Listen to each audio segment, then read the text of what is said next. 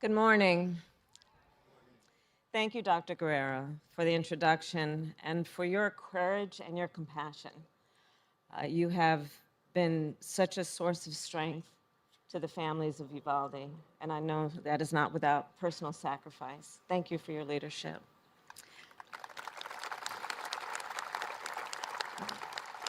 To our President, Joe Biden, members of Congress, members of our administration, friends and fellow Americans, today is indeed an historic day. For 30 years, our nation has failed to pass meaningful gun violence legislation. Again and again, the American people have called for common sense action to protect our communities. Last month, their call was finally answered when President Joe Biden signed the Bipartisan Safer Communities Act.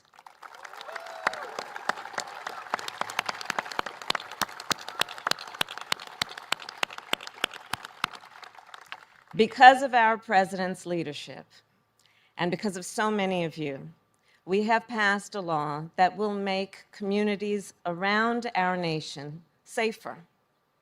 For my whole career, addressing gun violence has been one of my top priorities, first as a courtroom prosecutor, then as district attorney of San Francisco, where we created a gun specialist unit to go after violent offenders.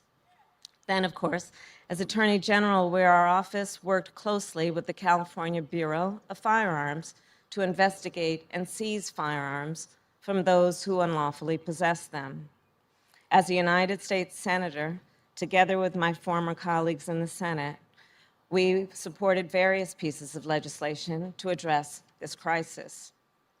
So I knew, and I know now, as so many of you do, that we are overdue in getting this work done. And I know it will save lives. Together we gather with many of the leaders who made this law a reality. To the friends and family members of the victims of gun violence, in the face of so much pain, you have shown incredible strength, and it is a profound honor to stand with you today. To the members of Congress who are here with us, in the face of so much pessimism, you passed a bipartisan law. You worked across the aisle, and the product of that work will make our communities safer. And that deserves applause.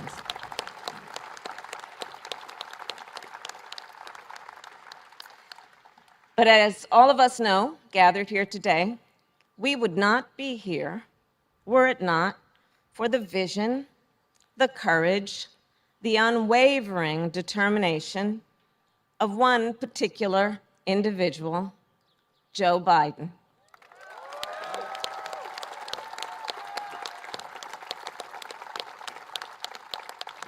Our president, Joe Biden, has fought for decades to end the terror of gun violence. He has taken on the gun lobby and won. As a senator, Joe helped pass, then I would have called him Joe, now I call him Mr. President, the Brady Handgun Violence Prevention Act.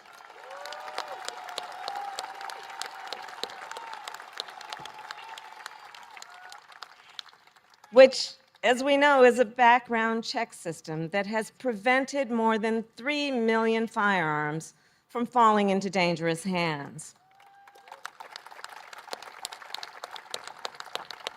And he passed a 10-year ban on assault weapons and high-capacity magazines.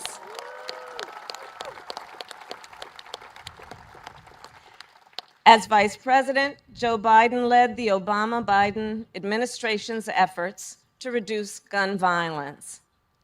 President Joe Biden knows the tremendous pain of gun violence. He has seen it up close.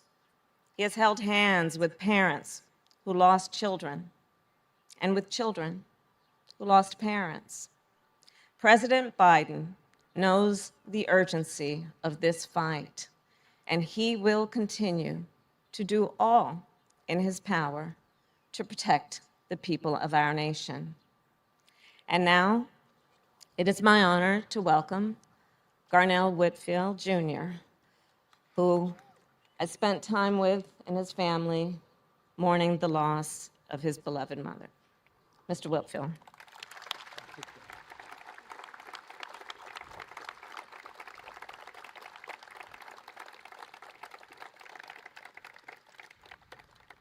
Good morning, everyone. Doc, thank you. Your heroism in treating wounded children at Uvalde, many of whom you've known their whole lives, and treated them with normal child problems as a pediatrician. It's something we'll never forget. And Garnell, it's good to see you again. I know how tough it is. A lot of people in here have been victims of gun violence, lost sons, daughters, husbands, wives. They understand your pain. And every time you stand up to talk about even for a good cause, it brings it all back like it happened yesterday. But thank you for the courage to do it. Jill and I will never forget the time we spent with you and your families. I want to thank the Vice President and Harris and the second gentleman, members of the cabinet, 8 of whom are here today, as well as mayors and elected officials from across the country. I want to particularly thank the governor of Illinois and the mayor of Highland Park for being here. We've had, no, I mean it sincerely, we had a number of conversations immediately after the attack in Highland Park, and I've been impressed with the way they've handled things. It's been extraordinary. And as the 3 of us have discussed, we have more to do. I also want to thank the bipartisan group of senators who worked so hard to get this done, especially Senators Murphy, Sinema, Cornyn, and Tillis. I hope it doesn't get you in trouble mentioning your name. But thank you for courage. As well as all the members of Congress who have worked on these issues for a long time, 80 of whom are with us today. And I'm sorry Senators Schumer and Blumenthal can't be here today, but they're working from home, overcoming mild cases of COVID.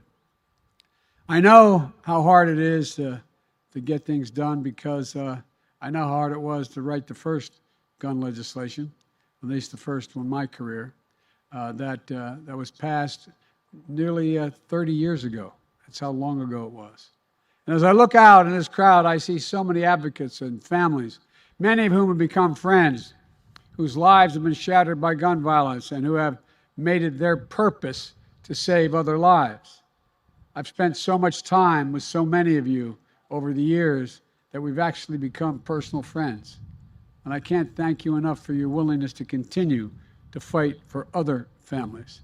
Nothing can bring back your loved ones, but you did it to make sure that other families don't have to experience the same loss and pain that you've experienced. And you've felt and you feel the price of inaction, that this has taken too long with too much of a trail of bloodshed and carnage. And I know public policy can seem remote, technical, and distant from our everyday lives, but because of your work, your advocacy, your courage, lives will be saved today and tomorrow because of this.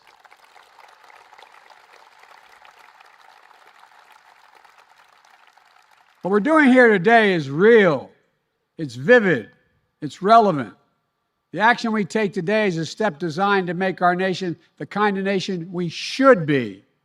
It's about the most fundamental of things, the lives of our children, of our loved ones. We face literally a moral choice in this country, moral choice with profound real-world implications. Will we take wise steps to fulfill the responsibility to protect the innocent and while keeping faith with the constitutional rights? Will we match thoughts and prayers with action? I say yes, and that's what we're doing here today. Today's many things is proof that despite the naysayers, we can make meaningful progress on dealing with gun violence. Because make no mistake, sit down, you'll hear what I have to say. If you think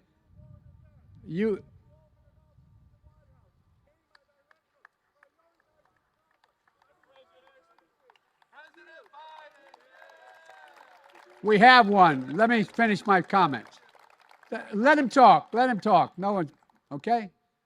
Because make no mistake about it, this legislation is real progress, but more has to be done. The provision of this new legislation is going to save lives, and it's proof that today's politics, we can come together on a bipartisan basis to get important things done, even on an issue as tough as guns. And one more thing, it's a call to action to all of us to do more. To take away from the legislature is not, that's not what we can do. It's to the takeaway from this is that now we're opening to get much more done. Senator Murphy has said, when you look at the biggest social issues America has faced throughout our history, quote, success begets success. And that's when you, quote, finally move that mountain. You can ignite a movement when you do that for more progress to follow. We finally moved that mountain, a mountain of opposition, obstruction, and indifference that stood in the way and stopped every effort at gun safety for 30 years in this nation. Now's the time to galvanize this movement, because that's our duty to the people of this nation. That's what we owe those families in Buffalo, where a grocery store became a killing field. It's what we owe those families in Uvalde, where an elementary school became a killing field. That's what those families in Highland Park, where on July 4th a parade became a killing field. That's what we owe all of those families represented here today and all over this country the past many years across our schools, places of worship, workplaces, stores, music festivals, nightclubs, and so many other everyday places that have turned into killing fields. And that's what we owe the families all across this nation, where every day tragic killings that don't make the headlines or more than passing mention, little more than passing mention in local news. Neighborhoods and streets have been turned into killing fields as well. Today's legislation is an important start. And here are the key things that it does. It provides $750 million in crisis intervention and red flag laws so the parent, a teacher, a counselor can flag for the court that a child, a student, a patient is exhibiting violent tendencies, threatening classmates, or experiencing suicidal thoughts that makes them a danger to themselves and to others. Fort Hood, Texas, 2009, 13 dead, 30 more injured. Marjorie Stoneman Douglas High School in Parkland, Florida, 1918, 17 dead, 17 injured. In both places, countless others suffering with invisible wounds. In both places, red flag laws could have stopped both those shooters. You know, this new law requires young people under 21 to go enhanced background checks before purchasing a gun. How many more mass shootings do we have to see where a shooter is 17, 18 years old and able to get his hands on a weapon and go on a killing spree? You know, it closes a so-called boyfriend loophole. If you're convicted of assault against your girlfriend or boyfriend, you can buy a gun. You can't do it. According to a recent study, over 50% of mass shootings, the shooter shot a family member or a partner. So if we keep guns out of the hands of domestic abusers, we can save the lives of their partners. And we can also stop more mass shootings. One, this law includes the first ever federal law that makes gun trafficking and straw purchase explicit federal crimes. It clarifies who needs to register as a federal licensed gun dealer and run background checks before selling a single weapon. It invests in anti-violence programs and work directly with the communities most at risk for gun crimes. And this law also provides funding vital for funding to address the youth mental health crisis in this country, including the trauma experienced by the survivors of gun violence. Will not save every life from the epidemic of gun violence, but if this law had been in place years ago, even this last year, lives would have been saved. It matters. It matters. But it's not enough, and we all know that. In preparation for today's signing, I asked to send me their story, people to send me their stories about their experience with gun violence. I received over 2,500 responses in 24 hours. Didn't get to read them all, but I read some. A 17-year-old wrote me saying, quote, "A school shooting sophomore year had shattered every sense of normalcy I've ever felt. Almost 3 years later, I still have nightmares." 24-year-old wrote about growing up in what was, quote, "seemingly endless era of gun violence." A 40-year-old wrote me about 2 friends shot and killed by abusive partners and former partners. Someone else wrote me about a 6-year-old child who, sitting near his father's coffin, was asking, quote, "Why is Daddy in that scary box? Wake up, Daddy. Wake up, Daddy." His father had been gunned down. I read these stories and so many others. So many others.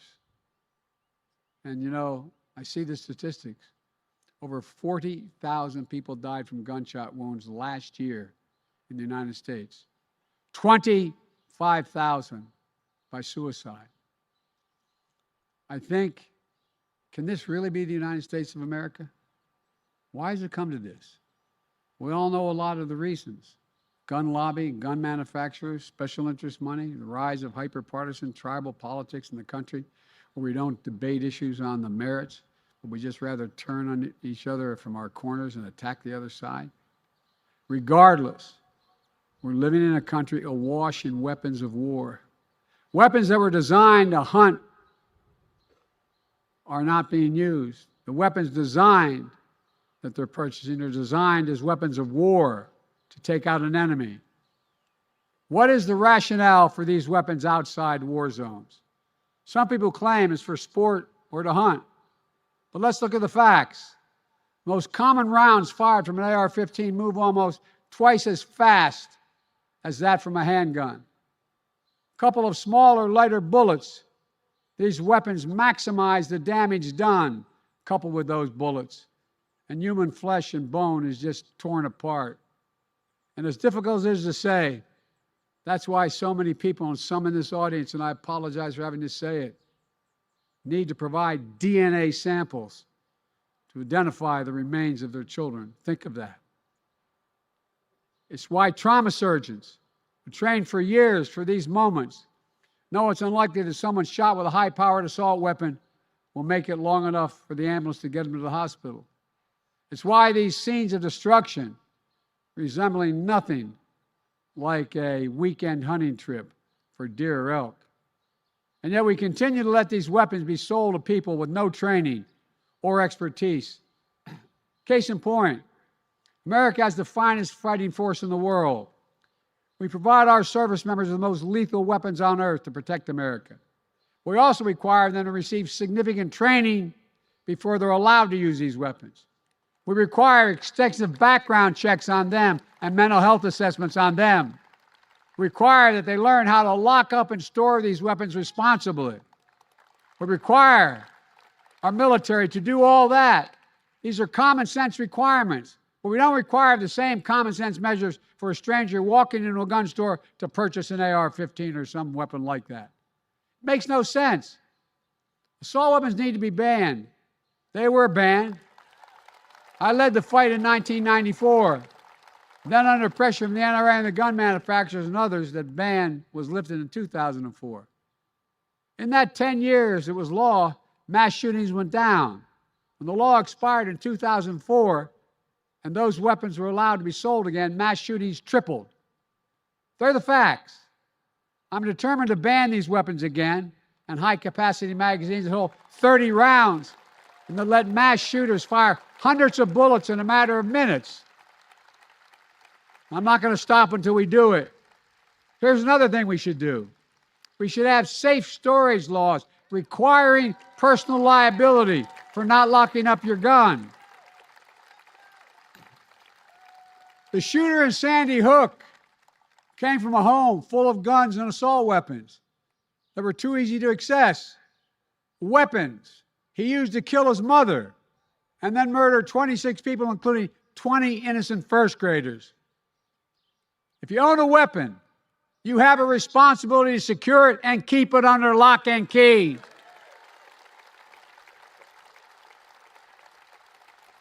Responsible gun owners agree. No one else should have access to it, so lock it up. Have trigger locks. And if you don't, and something bad happens, you should be held responsible.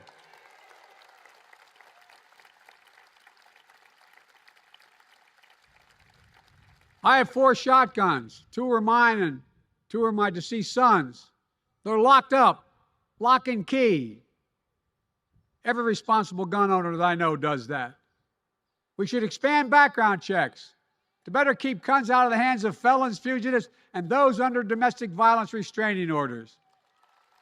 Expanded background checks are something that the vast majority of Americans, including the majority of gun owners, agree on. My fellow Americans, none of what I'm talking about infringes on anyone's Second Amendment rights. I've said it many times. I support the Second Amendment. When guns are the #1 killer of children in the United States of America, let me say that again. Guns are the #1 killer of children in the United States. More than car accidents, more than cancer. And over the last 2 decades, more high school children have died from gunshots than on-duty police officers and active-duty military combined. Think of that. Then we can't just stand by. We can't let it happen any longer. With rights come responsibilities. Yes, there's a right to bear arms, but we also have a right to live freely, without fear for our lives, in a grocery store, in a classroom, in a playground, at a house of worship, in a store, at a workplace, a nightclub, a festival, in our neighborhoods, in our streets. The right to bear arms is not an absolute right that dominates all others. The perennial price for living in a community with others is being neighbors, of being fellow citizens, is that we obey the laws and customs that ensure that what the framers call domestic tranquility. That's what civilization is. That's what we have been at our best. That's what America must always be. A place where we preserve the rights but fulfill our responsibilities. I know this, there can be no greater responsibility than to do all we can to ensure the safety of our families, our children, and our fellow Americans. When I spoke to the nation after Uvalde, I shared how a grandmother who had lost her granddaughter gave me and Jill a handwritten letter. We spent 4 hours, almost 5 hours with them. And I read it. It reads, quote, "Erase the invisible line that is dividing our nation, to come up with a solution and fix what is broken, and to make the changes that are necessary to prevent this from happening again," end of quote. That's why we're here. That's why we're here. Today, I want to thank those in Congress, both Democrat and Republicans, who erased that invisible line dividing our nation and moved us forward on gun safety. It's an important step, but now we must look forward. We have so much more work to do. And I might add, there's $75 million in there for mental health reasons, a whole range of other things I'm not going to take time to go into today, but it's important. May God bless all of us with the strength to finish the work left undone. And on behalf of the lives we've lost and the lives we can save, may God bless you all, and may God protect our troops. Thank you.